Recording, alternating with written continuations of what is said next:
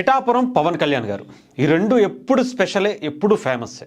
ఎందుకంటే పవన్ కళ్యాణ్ గారు అక్కడ ఎమ్మెల్యే, మనకు తెలుసుగా పిఠాపురం ఎమ్మెల్యే గారి తాలూకా ఎంత పవర్ఫుల్గా ఉంటుందో. ఇక అలాంటి పిఠాపురం ఎమ్మెల్యే గారు పిఠాపురం వీధుల్లో అడుగు పెడితే ఎలా ఉంటుంది? నిన్న అలాగే ఉంది. సంక్రాంతి సంబరాలకు సంబంధించి పవన్ కళ్యాణ్ గారు నిన్న పిఠాపురం వెళ్ళారు. డిప్యూటీ సీఎంగా, పిఠాపురం ఎమ్మెల్యేగా ఆయన బాధ్యతలను ఆయన నిర్వర్తించడానికి అక్కడ వెళ్ళడం జరిగింది.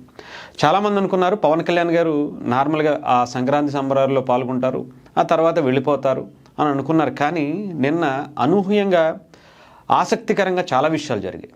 దాంట్లో పిఠాపురం పురవీధుల్లో ఆయన పర్యటించటం, నిజంగా అక్కడ ఉన్నటువంటి అధికారులు ఒక్కసారిగా ఉక్కిరిబిక్కిరి అయిపోయారని చెప్పాలి. పవన్ కళ్యాణ్ గారు అక్కడ ఆయన మాట్లాడినటువంటి మాటలకి ఈ చెత్త ఏంటి, ఇదేంటి, ఈ డ్రైనేజీ ఏంటి, అసలు ఇది ఏంటిది, దీన్ని ఎవరు పట్టించుకోరా, అంటే మీరు ఇక్కడికి వచ్చి ఉండేటువంటి పరిస్థితి ఉందా, అసలు ఏం చేస్తున్నారు, మీరు ఇలా చేస్తే మాత్రం కష్టం అనేటువంటిది చాలా సీరియస్గానే వార్నింగ్ ఇచ్చారు. అక్కడ ఉండేటువంటి జనాలతో కావచ్చు, ప్రజలతో, సాధారణమైనటువంటి చిన్న చిన్న వ్యాపారులతో కూడా పవన్ కళ్యాణ్ గారు ప్రత్యేకంగా మాట్లాడుతూ పలకరిస్తూ ఆయన ఒక పాదయాత్ర చేశారని చెప్పాలి. అసలు నిజంగా పవన్ కళ్యాణ్ గారు ఇలా బయటికి రావడం కొత్త ఏమీ కాదు. బట్ కాకపోతే పిఠాపురంలో ఇలా తిరగటం మాత్రం ఈ 1.5 ఇయర్లో ఇది ఫస్ట్ టైం అని చెప్పాలి. అంతకుముందు చాలాసార్లు ఆయన పర్యటించారు, చాలా కార్యక్రమాలకు ఆయన హాజరయ్యారు. బట్ ఇలా ఒక పిఠాపురం ఎమ్మెల్యేగా మొట్టమొదటిసారి ఆయన ఇలా బహిరంగంగా బయటికి రావటం. ఎందుకంటే ఆయన గురించి మనకు తెలుసు, ఆయన ఫ్యాన్ ఫాలోయింగ్ గురించి.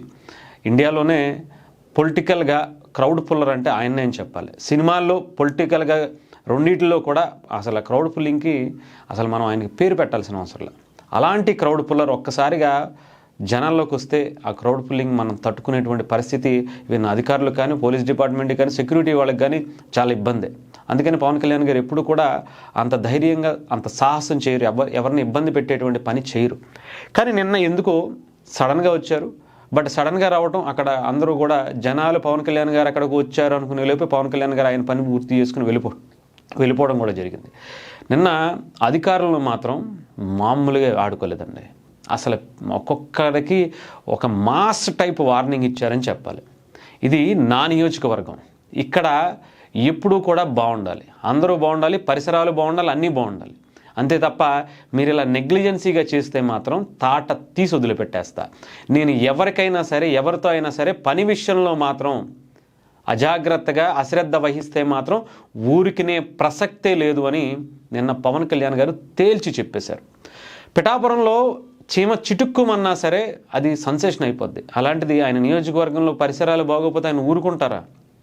కొన్ని దశాబ్దాలుగా ఉన్నటువంటి సమస్యలను ఆయన క్లియర్ చేసుకుంటూ వస్తున్నారు. అటు ఉప్పాడ తీర ప్రాంతానికి సంబంధించినటువంటి ఇష్యూ కావచ్చు, అక్కడ ఉండేటువంటి పశువుల సంత, బస్టాండ్లు, ఇంకొకటి రోడ్లు, అనేకమైనటువంటి బ్రిడ్జిల నిర్మాణం, ఎన్నెన్నో చేసుకుంటూ వస్తున్నారు. అలాంటిది ఆయన నీట్నెస్ అనేది చాలా క్లియర్గా చూసుకుంటారు. అలాంటిది ఆయన నియోజకవర్గంలో సరిగ్గా లేకపోతే ఆయన ఊరుకుంటారా? ఒక్కొక్కళ్ళ తాట తీసి వదిలిపెట్టారని చెప్పాలి. అసలు నిజంగా అధికారులకు ఏం మాట్లాడాలో, ఏం చెప్పాలో తెలియలే. మీరు పొలిటికల్ అకౌంటబిలిటీ అనేది మీకు లేకపోతే చాలా తీవ్ర పరిణామాలు ఉంటాయి. ఏదైతే స్టేజ్ మీద కొంతమందికి వార్నింగ్ ఇచ్చారనుకో, దాని గురించి మనం ఇంకొక వీడియో చేసుకుందాం. బట్ అక్కడ ఉండేటువంటి అధికారులని, ఈ మున్సిపల్ శాఖకి సంబంధించినటువంటి అందరినీ కూడా పవన్ కళ్యాణ్ గారు ఒక మాస్ వార్నింగ్ ఇచ్చారనే చెప్పాలి. దానికి సంబంధించినటువంటి వీడియోస్ కూడా మనకి వైరల్ అవుతున్నటువంటి పరిస్థితి. ఒకసారి అవి కూడా మనం చూడొచ్చు.